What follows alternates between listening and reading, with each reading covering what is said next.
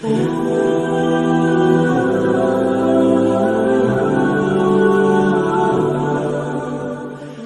یہاں کیا کر رہی ہو؟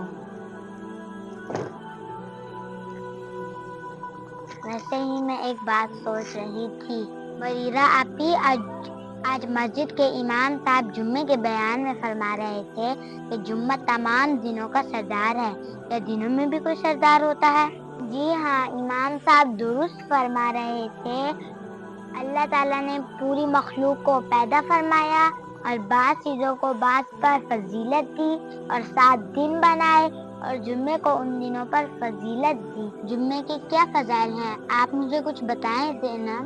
اس دن ہمیں آپ صلی اللہ علیہ وسلم پر بہت سے درود بھیجنے چاہیے اور اس دن ہمیں سورۃ الکہف کی تلاوت کرنی چاہیے اور مسواک کر کر اچھی طرح سے نہا دھو کر اچھے کپڑے پہن کر خوشبو لگا کر جلدی مسجد جانا چاہیے، کیونکہ جمعے کے دن فرشتے مسجد کے ہر ایک دروازے پر کھڑے ہوتے ہیں اور آنے والوں کی حاضری لگاتے ہیں، اور جو سب سے پہلے آتا ہے اس کے لیے اونٹ کی قربانی کا ثواب لکھتے ہیں، اور جو اس کے بعد آتا ہے اس کے لیے گائے کی قربانی کا ثواب لکھتے ہیں، اور جو اس کے بعد آتا ہے اس کے لیے مینڈے کی قربانی کا ثواب لکھتے ہیں، اور جو اس کے بعد آتا ہے اس کے لیے مرغی صدقہ کرنے کا ثواب لکھتے ہیں، اور جو اس کے بعد آتا ہے اس کے لیے انڈا صدقہ کرنے کا ثواب لکھتے ہیں۔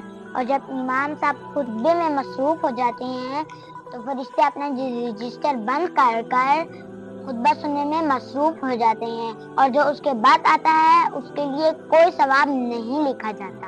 اچھا، اس دن کے تو بہت سے فضائل ہیں، ہمیں اس دن کیا کام کرنا چاہیے؟ اس دن کے بہت سے فضائل ہیں، ان میں سے ایک یہ ہے کہ اللہ تعالیٰ نے اس دن کے نام سے قرآن مجید میں سورۃ الجمعہ کے نام سے نازل فرمائی، اور اسی دن اللہ تعالیٰ نے کائنات بنانے کی تکمیل فرمائی، اسی دن اللہ تعالیٰ نے حضرت آدم علیہ السلام کو پیدا فرمایا، اسی دن حضرت آدم علیہ السلام کو زمین پر اتارا، اسی دن حضرت آدم علیہ السلام کا وصال ہوا، اور اسی دن ایک گھڑی ایسی آتی ہے کہ جو بھی جائز دعا مانگو وہ دعا قبول ہوتی ہے، اور اسی دن قیامت قائم ہو۔ پھر تو مردوں کو چاہیے کہ جمعے کے دن وہ جلدی مسجد جایا کریں تاکہ وہ اتنے بڑے ثواب سے محروم نہ ہوں۔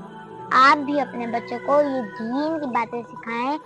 آپ کو ہماری ویڈیو کیسی لگی کمنٹ میں ضرور بتائیں، اور اگر آپ کو ہماری ویڈیو اچھی لگی ہو لائک، شیئر، سبسکرائب اور بیل آئیکن کے بٹن کو دبانا نہ بھولیں۔ والسلام، اللہ حافظ۔